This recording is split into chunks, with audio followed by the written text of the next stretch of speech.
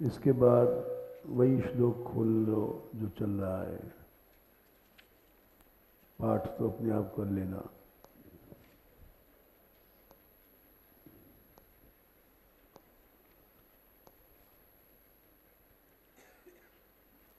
छब्बीसवां चल रहा है। भगवान ने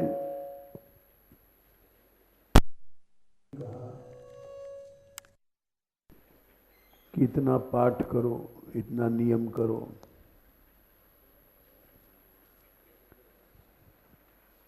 जहां जहां से मन जाए वहां वहां से लौटा लो।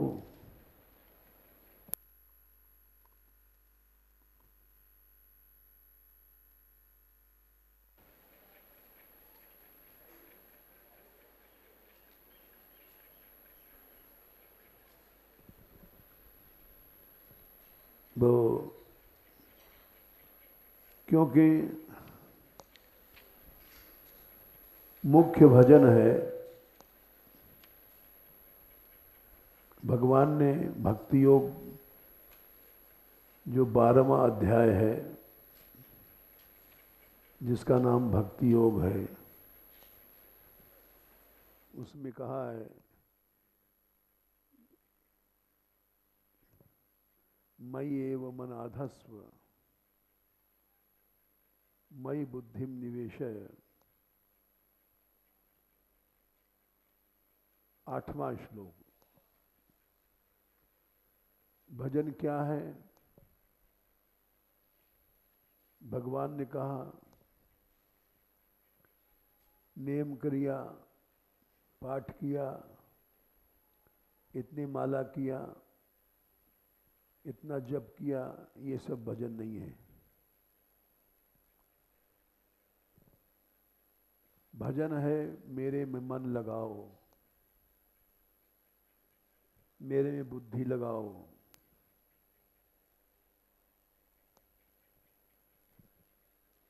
माला कर रहे हो, मन इधर उधर जा रहा है, तो वो कोई भजन नहीं है। इसका मतलब ये नहीं कि माला नहीं करना चाहिए, करो,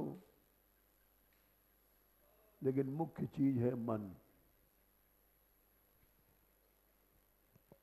कई जगह भगवान ने कहा है भजन क्या है। जहां जहां जैसे उन्होंने 9वें अध्याय में आखिरी श्लोक में कहा मेरे में मन लग गया तो तुम भक्त बन गए। मन मना भव मद भक्तो, मेरे में मन लग गया तो तुम भक्त बन गए।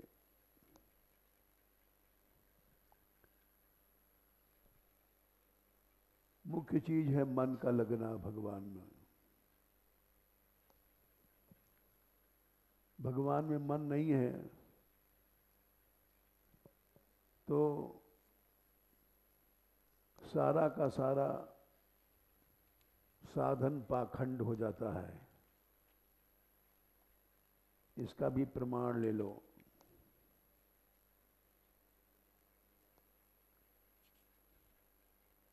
तुमने 3रा अध्याय 6वां श्लोक, बिना मन के लगाए कर्मेंद्रियों से जो भजन किया जाता है मिथ्याचार पाखंड है। कर्मेंद्रियाणि संयम्य यास्ते मनसा स्मरन इंद्रियार्थान विमूढ़ात्मा मिथ्याचार असोच्यते। ज्यादातर हम लोग पाखंड करते हैं। कीर्तन कर रहे हैं, मन इधर उधर जा रहा है। जप कर रहे हैं, मन इधर उधर जा रहा है। तो ये क्या है? मिथ्याचारः स उच्यते। इस श्लोक को समझो, 3/6, जिसमें हमारे जीवन में मिथ्याचार ना आवे। कर्मेंद्रियों को संयम ने रोक लिया। कर्मेंद्रियां क्या है? वाणी, मौन। कर्मेंद्रियों में सबसे प्रधान है वाणी। हाथ पांव, 4 घंटा आसन पर बैठना है, मौन रहेंगे, ये सब कर्मेंद्रियों को रोकना है। लेकिन मन से, मनसा स्मरण इंद्रियार्थान, मन से इंद्रियार्थ माने विषयों को याद कर रहा है, तो विमूढ़ात्मा महामूढ़ है, क्योंकि भजन को समझा ही नहीं,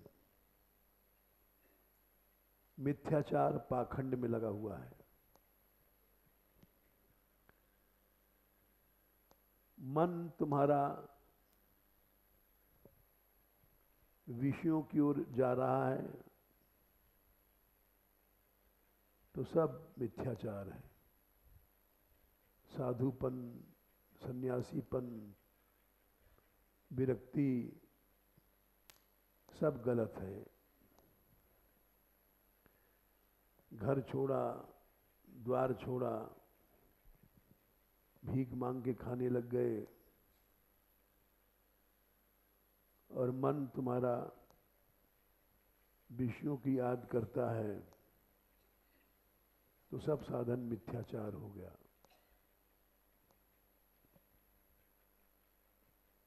इसलिए समझो भजन क्या है। और मन से भगवान की याद कर रहे हैं या संसार की याद नहीं कर रहे हैं, कर्म इंद्रियों से कर्म कर रहे हैं,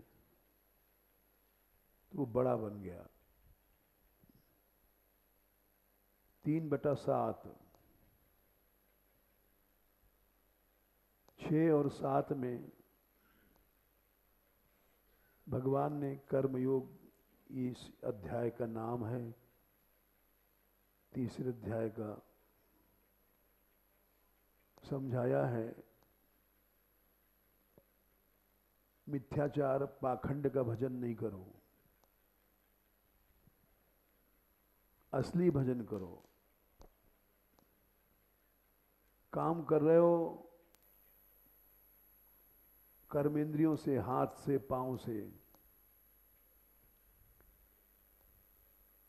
और मन विषयों में नहीं है, भगवान में है, तो वो असली भजन है। यही गोपियां करती थीं।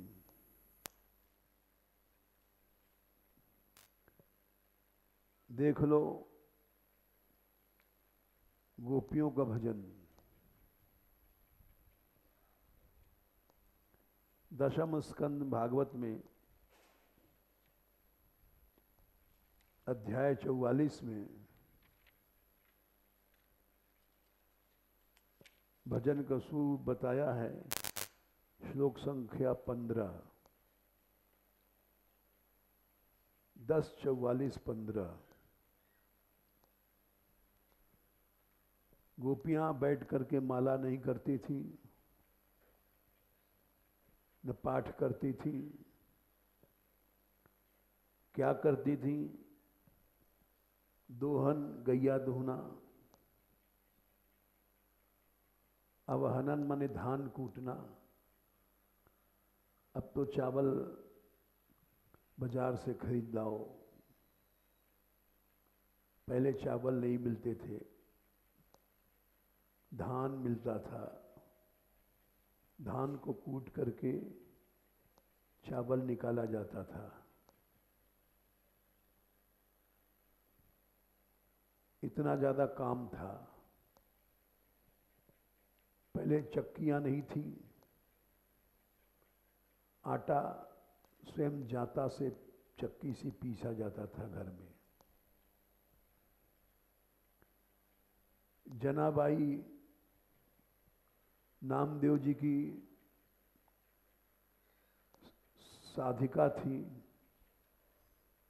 वो अकेले ही सैकड़ों संत आते थे नामदेव जी के पास, दिन रात कीर्तन करते थे, वहीं भोजन करते थे। अकेली जनाबाई सबको आटा पीस करके दे देती थी। नाम याद कर लो, जनाबाई प्रसिद्ध भक्त हुई हैं। अकेली सबको भोजन करा देती थी, इतना आटा पीसती थी।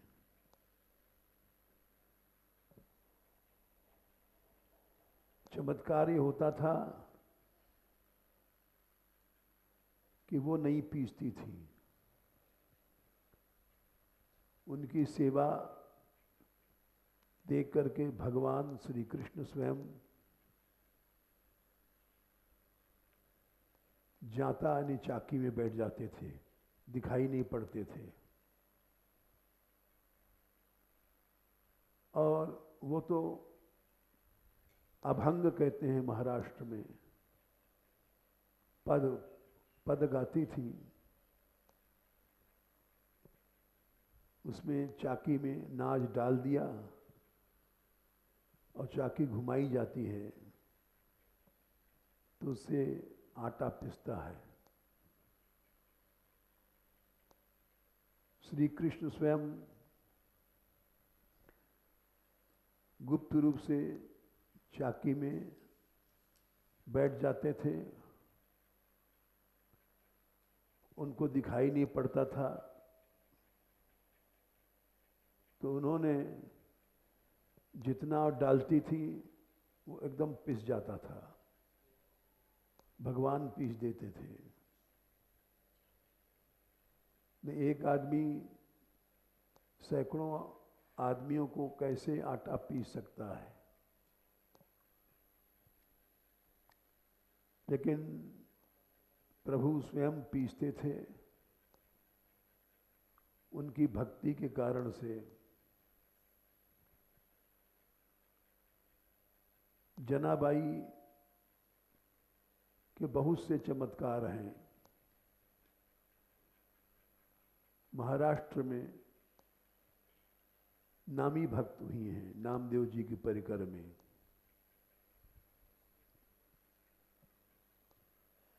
और वो अभंग गाती रहती थी, इन्हें पद गाती थी, और जितना नाच डाल दिया सब पिस जाता था एक क्षण में। इस तरह से कई मन आटा नाम होता था जनाबाई का, पीसते थे श्री कृष्ण।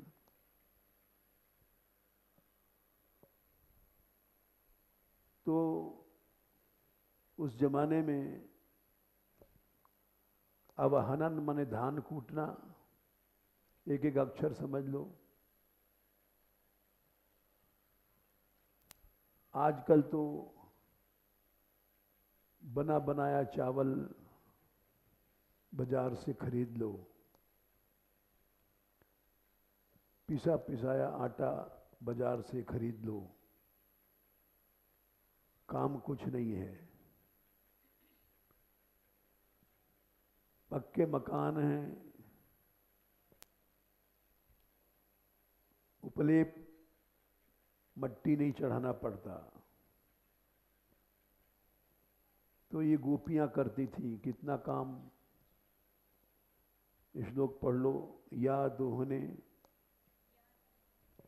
अवहने, अवहनन माने धान कूटना, मथन माने दही चलाना, छाछ बनाना, उपलेप माने मिट्टी के मकानों पर मिट्टी चढ़ाना, नहीं तो मकान गिर जाएगा। पक्का मकान नहीं थे। प्रिंखिंखन बच्चों को गोद में नहीं खिलाती थी, इतना समय नहीं था। प्रिंखिंखन माने पालना झुलना। अर्भ बच्चा रुदित जो रोता था तो पालने में डाल दिया, एक धक्का मार दिया, झूल रहा है, चुप हो गया। ये सब जैसे हम लोग बच्चों को लेके प्यार करते हैं, इतना टाइम नहीं था उनके पास। उक्षण सींचना पानी से, मार्जन माने बुहारी लगाना, चौका देना। पक्के फर्श नहीं थे उस जमाने में। मार्जन आदऊ, आदऊ माने चौका लगाना। इतना काम करती थी। आटा पीसना, धान कूटना, ये सब तो आजकल है ही नहीं है। आदऊ माने कंडा थापना, गोबर उठाना, मार्जन आदि में आ गया। इससे पता पड़ता है कि कितना ज्यादा काम था गोपियों के पास। बैठ करके पाठ करना, जप करना, ये संभव नहीं था। देखा जाए तो आज का मनुष्य उनसे ज्यादा भजन करता है। कोई 1 लाख जप करता है, कोई 2 लाख, कोई 3 लाख, कोई दशम स्कंद पाठ करता है, कोई सारी भागवत। ये सब गोपियों के जीवन में नहीं था। क्यों? इतना काम था उनके पास।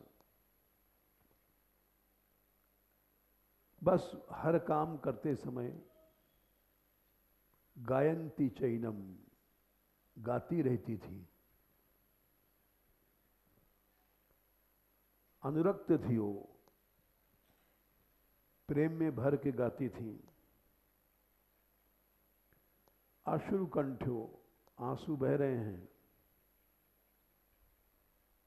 ऐसी ब्रज स्त्रियां धन्य हैं। उरुक्रम भगवान में जिनका चित्त की गति है, तो इसलिए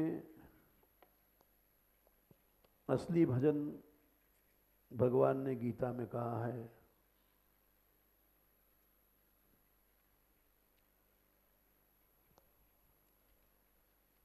3/7 यस्त्विंद्रियाणि मनसा नियम्यारभते अर्जुन। इंद्रियों को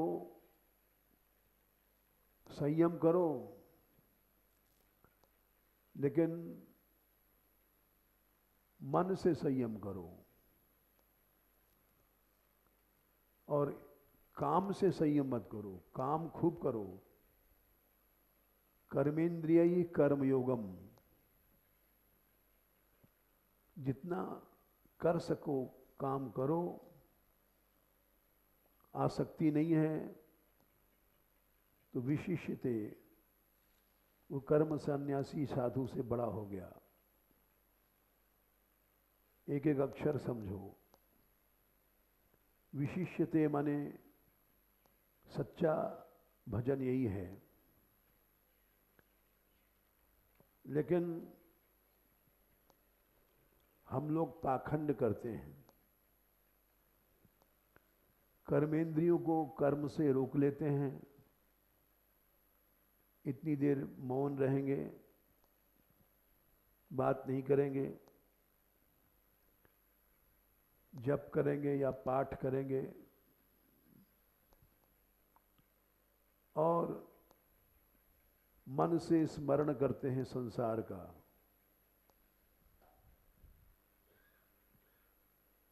स्त्री पुत्र आदि की याद करते हैं, इंद्रियार्थ विषयों की याद करते हैं, तो भजन नहीं है, मिथ्याचार है। उसको भगवान ने भजन नहीं कहा है, वो मिथ्याचार करते हैं हम लोग। हम देखते हैं लोग माला कर रहे हैं और झगड़ा कर रहे हैं, क्रोध कर रहे हैं।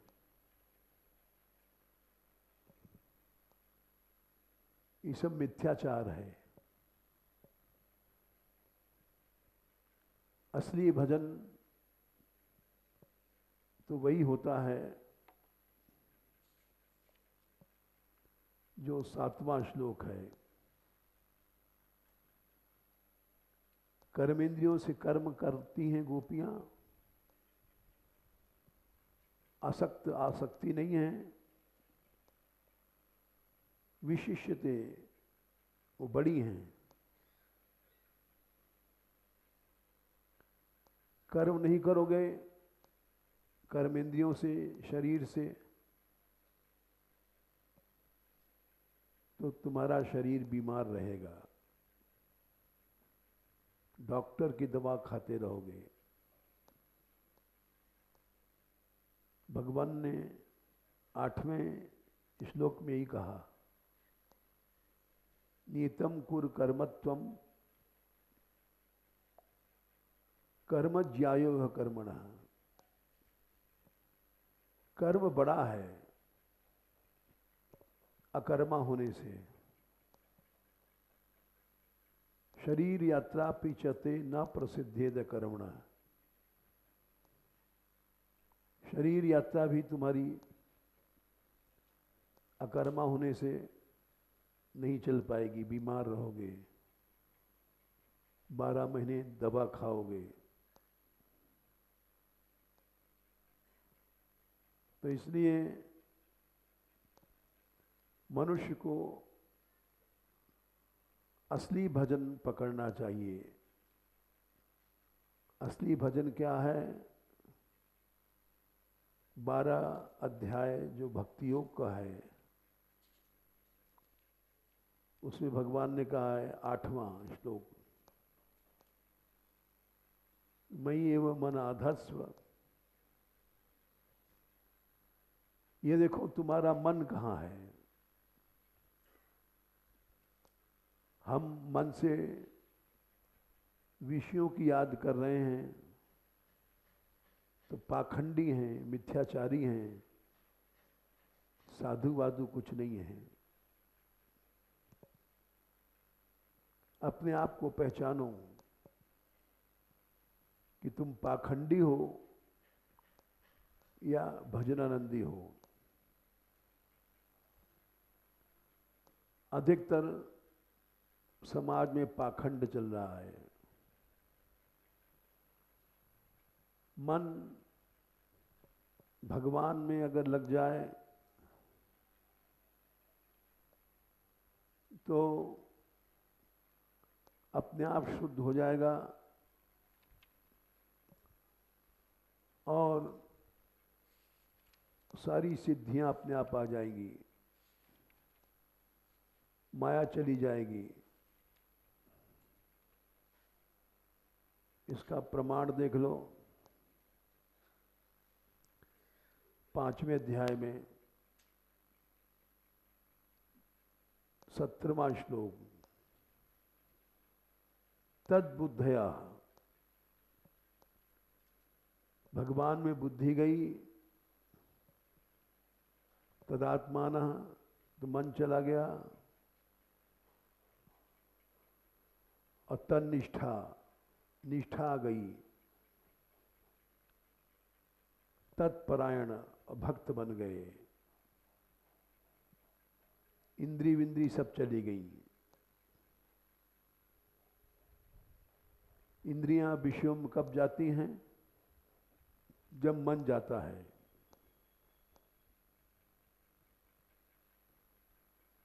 जब मन ही नहीं जाएगा तो इंद्रियां भी तुम्हारे अधीन रहेंगी। इंद्रियाणाम ही चरताम यन मनोनुविधीयते। और वो मन बुद्धि को नष्ट कर देता है। 2/67 मन तुम्हारा लड्डू की याद कर रहा है और ऊपर से पाठ कर रहा है, मन दिखा रहा है या जप कर रहा है, तो उस भजन से तुम्हारी बुद्धि नष्ट हो जाएगी। सच्चा भजन क्या है समझो। इंद्रियाणाम ही चरताम, इंद्रिय और इंद्रियों के विषयों को याद कर रहा है। यन मनोनुविधीयते, जो मन उन इंद्रियों के पीछे लग गया है। तदस्य हर्ति प्रज्ञाम,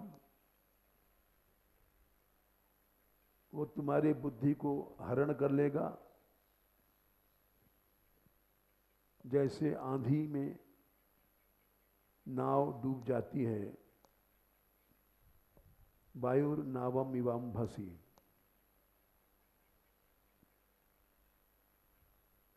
इसलिए वहीं 68 में भगवान बताते हैं, जिसकी इंद्रियां विषयों की ओर नहीं जा रही हैं, उसकी बुद्धि कभी नष्ट नहीं होगी।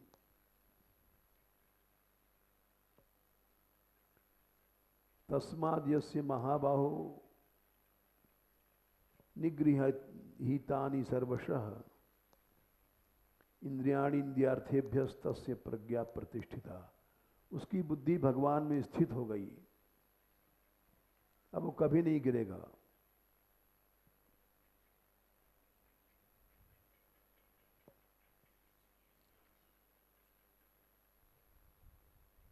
तो वास्तविक भजन है 12वें अध्याय में भगवान ने कहा, मयि एव मनाधस्व, कि मन को भगवान में लगाओ।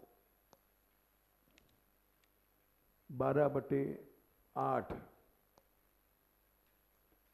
मन को बुद्धि में, बुद्धि को भगवान में लगाओ। निवसिष्यसि मयि एव, इसमें कोई संशय नहीं समझना, तुम भगवान में ही निवास करोगे।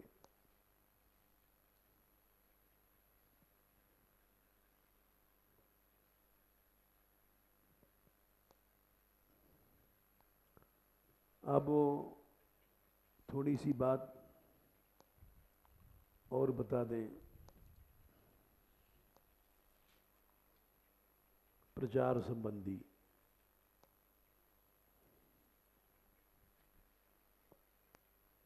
भगवान राम का उपदेश चल रहा है। हिंदी में उत्तरकांड रामायण में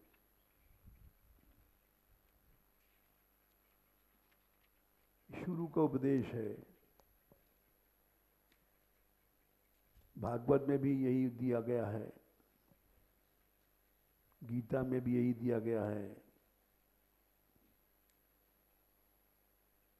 तो तुम लोग जब प्रचार करने जाते हो, तुमको अपने लिए भी और समाज को जिसको शिक्षा देते हो,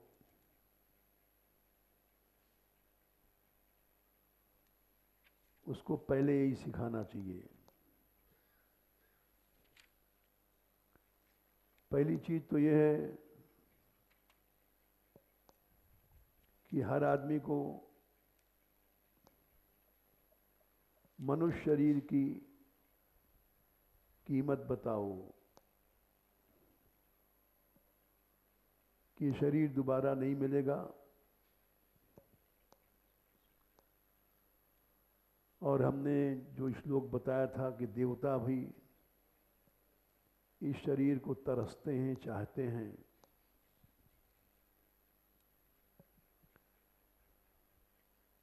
उस श्लोक को समझाओ मनुष्य मात्र को। ये श्लोक कल रात को हमको लाड़ी जी ने सुनाया। कहाँ है? हाँ सुनाओ खड़ी होकर के।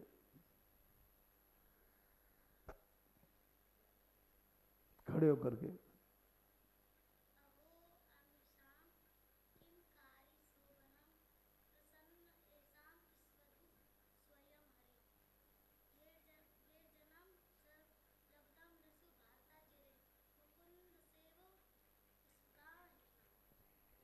अच्छा बैठ जाओ।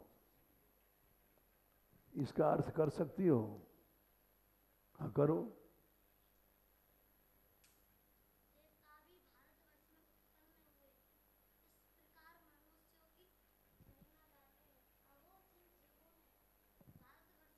उधर जाके माइक पर सुना। बढ़िया अर्थ कर रही है।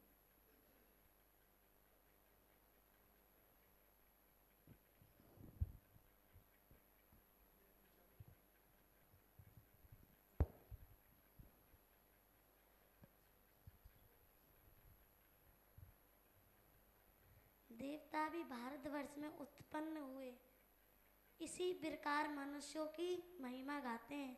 अहो जिन जीवों ने भारतवर्ष में भगवान की सेवा योग्य मनुष्य जन्म प्राप्त किया है, इन्होंने क्या पुण्य किया है जो स्वयं हरि भी इनके ऊपर प्रसन्न हो गए।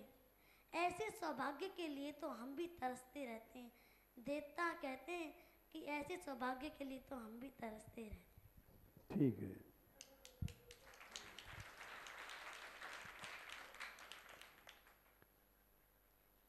स्पृहा ही न,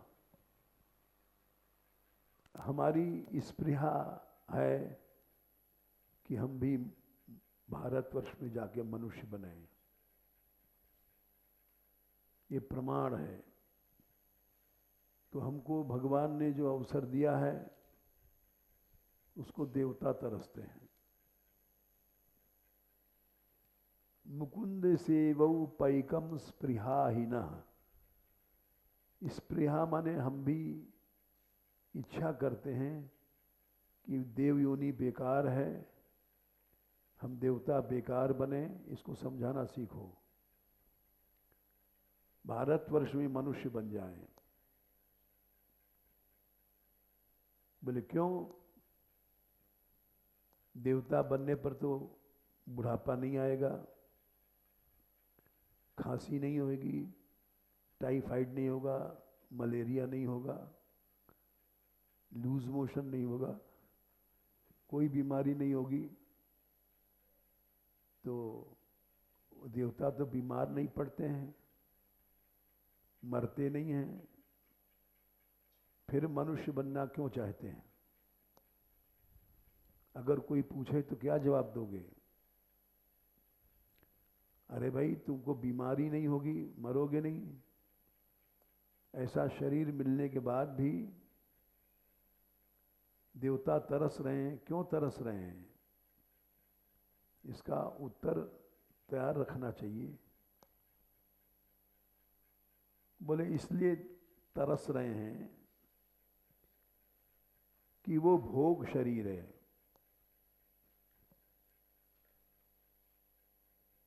उसमें भोग ही भोग है। ये बात 9वें अध्याय में गीता जी में भगवान ने कहा कि देखो 9 का 20 और 21 त्रैविद्या माम सोमपा पूत पापा यज्ञैरिष्ट्वा स्वर्गतिम प्रार्थयन्ते। त्रैविद्या माने वेदों में सोमरस पी करके यज्ञ ही यज्ञ करके स्वर्गति स्वर्ग पहुंच गए।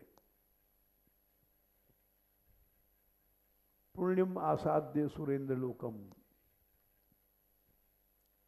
और वहां देव भोगों को भोगते हैं। शरीर में कभी कमजोरी नहीं आती है। भोग सामग्री वहां बहुत है। 21वें श्लोक में कहा गया,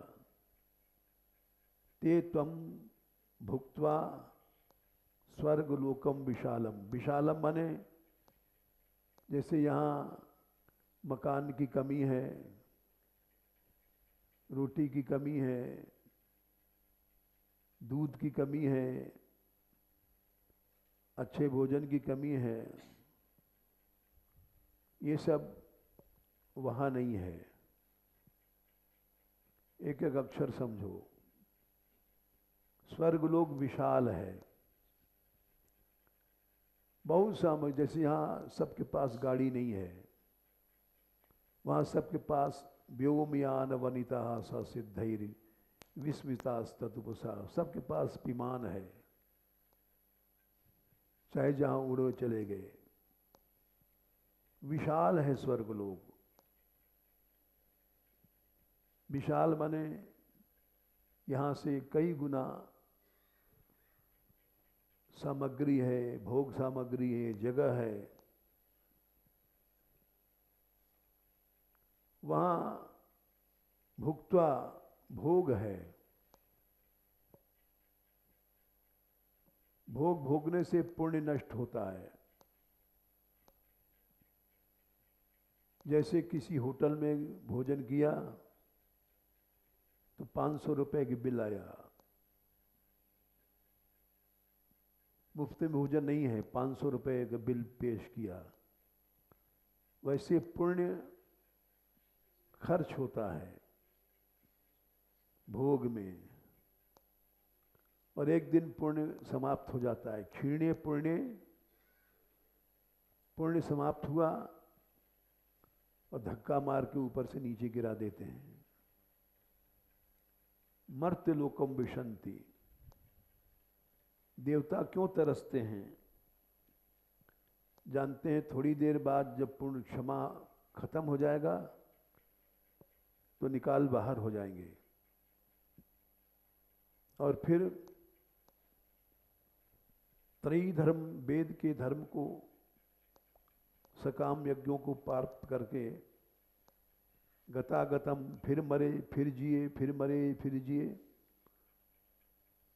जब तक कामनाएं हैं, कामनाओं से भोग होता है, तब तक यही होगा। जैसे हमने कथा सुनाई थी, भगवान कृष्ण हंसे चींटियों को देख करके। अर्जुन ने पूछा, आप क्यों हंसे? बोले, ये चींटियां, एक एक चींटियां हजार हजार बार इंद्र बन चुकी हैं। इंद्र बनने के बाद भी ये कुतिया, गधी, चींटियां बन रही हैं। गतागतम काम कामा लभन्ते।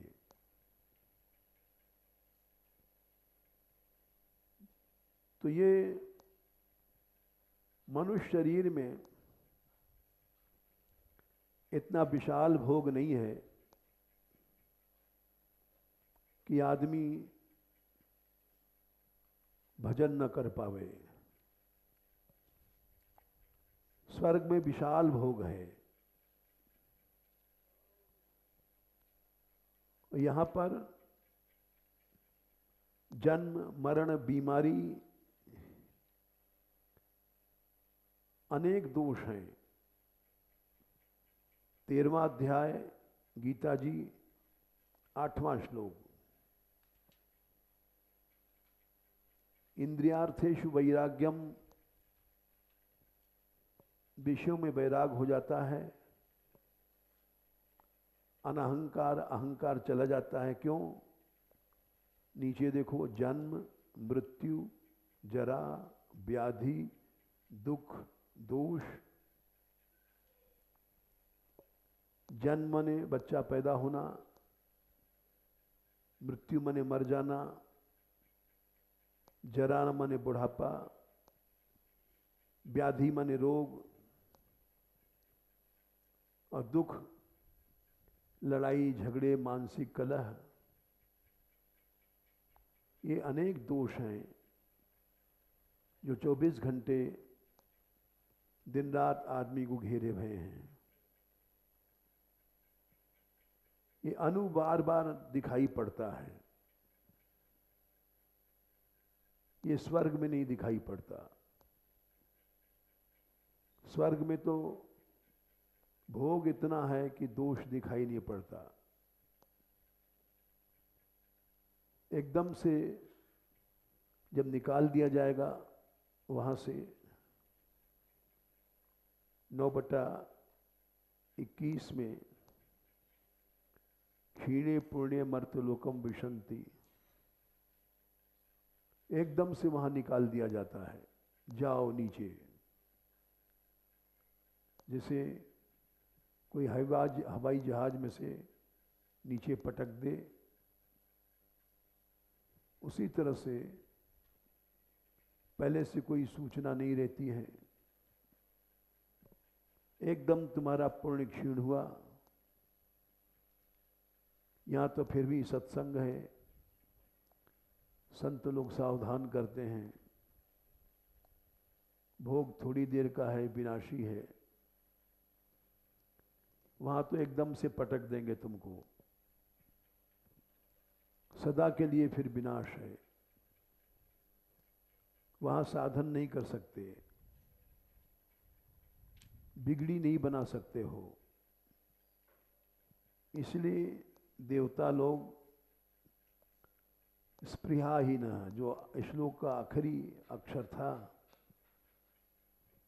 मुकुंदे से वही पाइकम स्पृहाहीन। क्यों इच्छा है उनकी देवताओं की? जानते हैं थोड़ी देर में निकाल दिया जाएगा। मनुष्य बनने के बाद मनुष्य भगवान की शरण में चला जाए, अनन्यास चिंतयन्तो माम ये जनाः पर्युपासते तेषां नित्याभियुक्तानां योगक्षेमं वहाम्यहम्। ये भजन केवल मनुष्य शरीर में हो सकता है।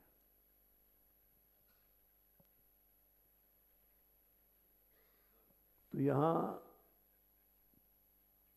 जो चौपाई चल रही थी, वो बड़े भाग मानुष तन पावा,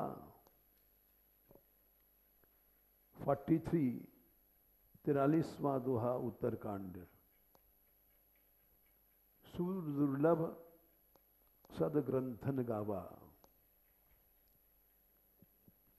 हम लोग समझते हैं कि 20 लाख रुपया मिल गया, बड़े खुश हुए,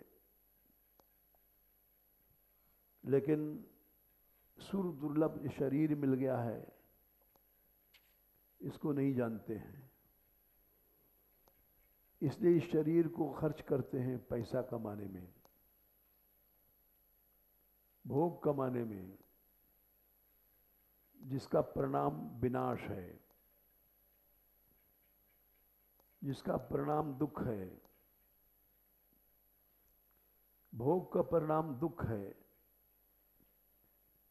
याद कर लो, 5वां अध्याय में भगवान ने यही बताया। 5 का 22, यही संस्पर्शजा भोगा। अर्जुन,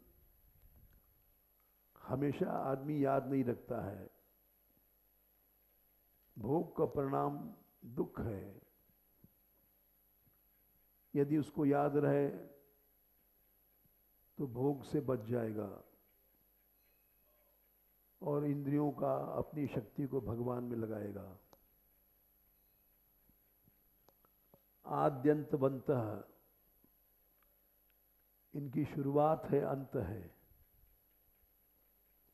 नतेषु रमते बुधा, बुद्धिमान व्यक्ति इसमें रमण नहीं करता है। जो रमण करने वाला है वो दुख भोगने वाला है थोड़ी देर में। इस बात को भगवान ने भागवत में भी कहा है सैकड़ों जगह। अभी ये प्रसंग चलेगा।